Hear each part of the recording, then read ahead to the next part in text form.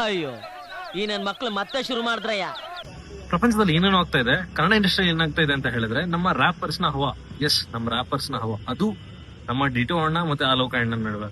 Like literally ಗುರು, ನಮ್ 2 ವರ್ಷದಿಂದ ನೋಡಿ ನೋಡಿ ನೋಡಿ ಸಾಕಾಗೋಗಿದೆ. ಅವನ ಮೇಲೆ ಇವನ ಮೇಲೆ ಅವನು. ಬೇರೆ ಅವ್ರು ಏನ್ ಮಾಡ್ತಿದಾರೆ ಹೋಗ್ಬಿಟ್ಟ ತಮಿಳಲ್ಲಿ ನೋಡಿ ಅನಿರುದ್ಗೆ ಹಿಪ್ ಹಾಪ್ ತಮೀಸ್ ಆಗ್ಲಿ, ಅವನದ್ರಲ್ಲಿ ಇವನು ಹೋಗ್ಬಿಟ್ಟು ಈ ತರ ಸಪೋರ್ಟ್ ಮಾಡಿ ಅವ್ರು ತುಂಬಾ ಬೆಳೀತಾ ಇದ್ರೆ, ನಮ್ಮವ್ರು ನೋಡಿದ್ರೆ ಹೊಡ್ಕೊಂಡು ಸಾಯ್ತಾ ಇದ್ರೆ. ಅವನ್ ತಿತಿ ಫೋಟೋ ಇವನ್ ತಿತಿ ಫೋಟೋ ಅವನು.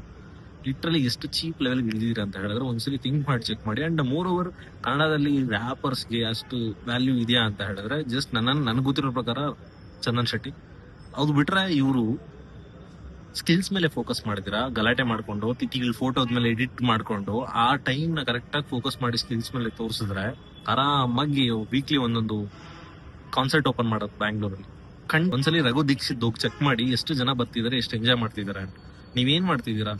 ಫೋಟೋಸ್ ಎಡಿಟ್ ಮಾಡ್ಕೊಂಡ್ಬಿಟ್ಟು ಅವ್ರು ಸತ್ತ ಇವನ್ ಸತ್ತ ಈ ತರ ಹಾಕೊಳ್ಳೋದ? ಜಸ್ಟ್ ಥಿಂಕ್ ಮಾಡಿ, ಎಷ್ಟು ಚೀಪ್ ಬಿಹೇವ್ ಮಾಡ್ತಾರೆ. ಅಂಡ್ ಮೋರ್ ಓವರ್ ತುಂಬಾ ಔಟ್ ಸೈಡ್ ಅವ್ರು ನಗ್ತಿದ್ದಾರೆ ಗುರು. ನಿಮ್ ಎಡಿಟ್ಸ್ ನೋಡಿ, ತಿತ್ತಿ ಅದ್ರ ಮೇಲೆ ಒಂದು ವಿಡಿಯೋ ವರಸ್ಟ್ ಆಗಿದೆ ಅಂತ ಹೇಳಿ. ಇಲ್ದಂಗ ವಿಡಿಯೋ ನೋಡಿದ್ರೆ ಅಂತ ಹೇಳಿದ್ರೆ ಚಾನಲ್ ಸಬ್ಸ್ಕ್ರೈಬ್ ಮಾಡಿ. ಚಾನಲ್ ಎಷ್ಟು ಇಟ್ಟಿದ್ದಾನೆ. ಬಾಯ್.